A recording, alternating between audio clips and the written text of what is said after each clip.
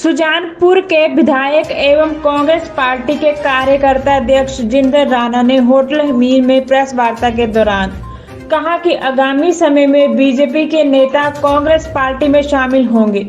पत्रकारों के सवाल का जवाब देते हुए उन्होंने कहा कि सुधीर शर्मा प्रदेश कांग्रेस की शिमला मीटिंग शामिल नहीं हुए।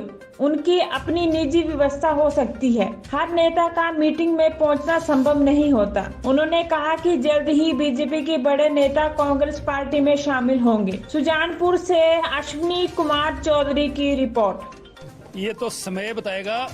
और आपका जो प्रश्न है कि सुधीर शर्मा जी नहीं आए, दूसरे नहीं आए, देखिए जब कभी भी मीटिंग होती है तो सभी लोगों का पहुंचना नामुमकिन होता है, क्योंकि कई बार अपनी पारिवारिक या पहले की एंगेजमेंट्स जो हैं, व्यवस्थाएं भी आदमी की होती हैं, इसलिए आदमी कहीं जा भी सकता है। जहां तक बड़े नेताओं का प्रश्न है, किस किस का प्रश्न है, आने वाले समय में कुछ महीनों में आप देखेंगे कि दूसरी भारतीय जनता पार्टी के कितने लोग हमारे संपर्क में हैं और कांग्रेस में शामिल होंगे। समय बताएगा, वो सुर्खियां बनेगा। कानून व्यवस्था नाम की, संविधान की इस सरकार में कोई जगह नहीं बची है।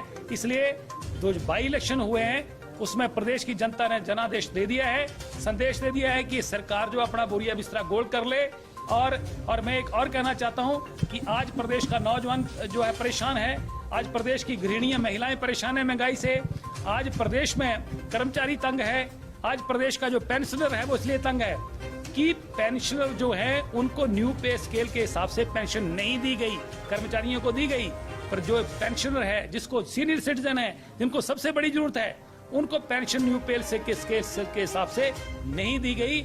और मैंने ये भी कहा कि हमीरपुर की 4.5 साल इस सरकार ने पूरी तरह अनदेखी की है और आने वाले समय में यहाँ से भारतीय जनता पार्टी को यहाँ की हमीरपुर की जनता पूरी तरह क्लीन बोल्ड करेगी और 5 सीटें जो है वो कांग्रेस की झोली में डालेंगी, क्योंकि उन्होंने पिछले 5 साल जो राजा वीरभद्र की सरकार रही उसमें भी यहाँ के विकास के कामों को देखा है और फिर से हिमाचल प्रदेश में जो है वो कांग्रेस की सरकार बनने जा रही है। 2014 में जब लोकसभा के चुनाव हुए तो उस समय भारतीय जनता पार्टी ने स्लोगन दिया था कि बहुत हुई महंगाई की मार, अब की बार मोदी सरकार। 400 रुपए का सिलेंडर था, 1150 रुपए का हो गया। आज हिमाचल प्रदेश की जनता, हमारे देश की जनता ये जानना चाहती है कि जो स्लोगन दिया था उसका जनता जवाब चाहती है कि उस समय तो आपने कहा है कि बहुत हुई महंगाई की मार।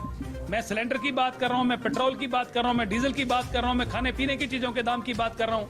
अब भारतीय जनता पार्टी इस पे प्रदेश की जनता को और देश की जनता को जवाब दे कि जो स्लोगन लेके आप सत्ता में आए थे उस स्लोगन का देश और प्रदेश जवाब